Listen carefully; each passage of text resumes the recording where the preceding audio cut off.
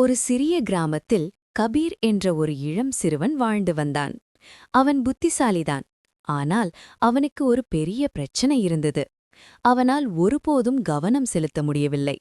அவன் மனம் அமைதியில்லாத ஒரு பறவையைப் போல ஒரு எண்ணத்திலிருந்து இன்னொரு எண்ணத்துக்கு தாவிக்கொண்டே இருக்கும்.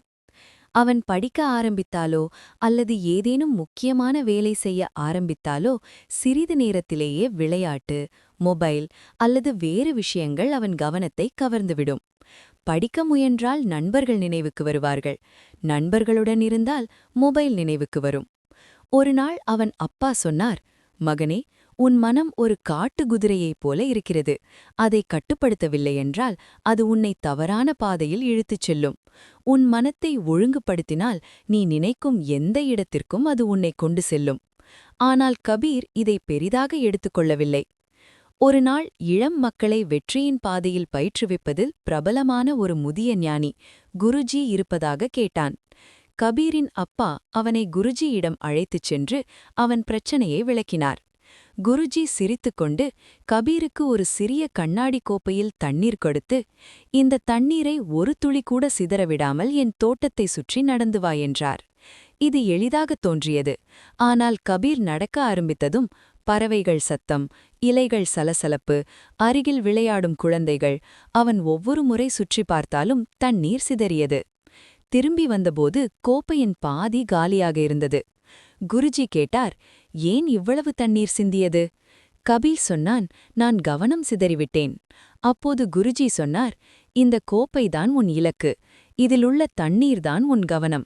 உன்னை சுற்றியிருக்கும் சத்தங்கள் எல்லாம் உலகின் கவனச்சிதறல்கள். உன் மனத்தை ஒழுங்குபடுத்தி இலக்கில் நிலைநிறுத்தவில்லையென்றால் அறியாமலேயே எல்லாவற்றையும் இழந்து விடுவாய்." அன்று நாளிலிருந்து கபீர் உணர்ந்தான். அவன் சிறிய மாற்றங்களுடன் தொடங்கினான்.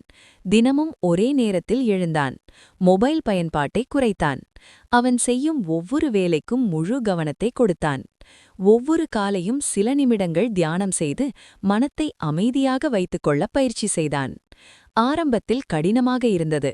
மனம் மீண்டும் மீண்டும் அலைந்தது. ஆனால் அவன் ஒவ்வொரு முறையும் அதை பணிக்கு திருப்பினான். நாட்கள் வாரங்களாக மாறின. மெதுவாக அவன் நினைவாற்றல் அதிகரித்தது. அவன் மதிப்பெண்கள் உயர்ந்தன. ஒரு வருடம் கழித்து தேசிய அளவிலான ஒரு பெரிய போட்டி அறிவிக்கப்பட்டது. குறைந்த நேரத்தில் கடினமான கேள்விகளை தீர்க்க வேண்டும். கபீர் போட்டியில் கலந்து கொண்டான்.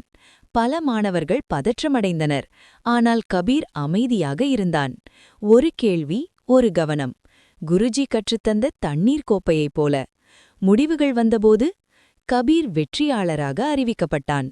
அனைவரும் கைத்தட்டினர். குருஜி பெருமையுடன் சிரித்தார். அன்று நாளில் கபீர் நிரூபித்தார், திறமை, அதிர்ஷ்டம், புத்திசாலித்தனம் இவற்றை விட மன ஒழுக்கமே மிகப்பெரிய சக்தி. அதற்குப் பிறகு கபீர் தனது கிராமத்தில் மனத்தை கட்டுப்படுத்திய சிறுவன் என அறியப்பட்டான். இந்த கதையில் உங்களுக்கு சிறிதளவு கூட ஊக்கம் கிடைத்திருந்தால் அதை அப்படியே விடாதீர்கள்.